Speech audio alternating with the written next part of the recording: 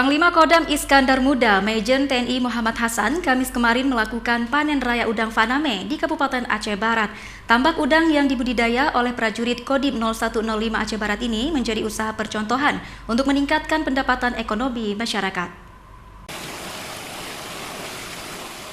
Dengan memanfaatkan lahan tidur prajurit TNI dari Kodim 0105 Aceh Barat, mengembangkan tambak udang faname untuk meningkatkan pendapatan ekonomi masyarakat di Aceh Barat.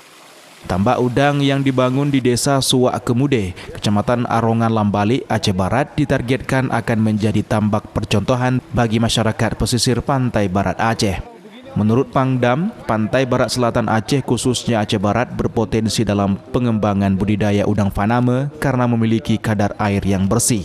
Tidak hanya menjadi percontohan di tengah masyarakat, tambak udang ini juga nanti akan menyerap tenaga kerja lokal sehingga pendapatan ekonomi masyarakat terbantu.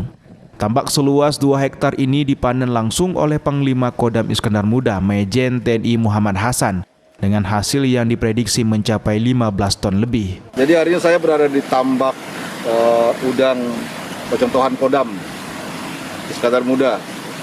Dan ini saya jelaskan bahwa seperti kita ketahui bahwa pantai barat Aceh ini itu airnya bersih, bagus sekali, sehingga ini menjadi potensi bagi pengembangan udang-udang yang ada di wilayah Aceh, khususnya udang faname. Dan untuk itu Kodam ini mempelopori bagaimana memberikan contoh sama masyarakat bagaimana peternak udang yang baik dan benar dan menghasilkan hasil yang maksimal.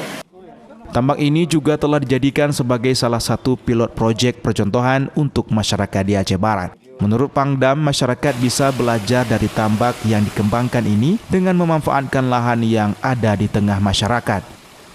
Pangdam berencana akan mempromosikan tambak ini ke Menteri KKP Republik Indonesia, sehingga edukasi yang diberikan kepada masyarakat saat ini bisa terus dikembangkan. Dari Kabupaten Aceh Barat, Absah iNews melaporkan.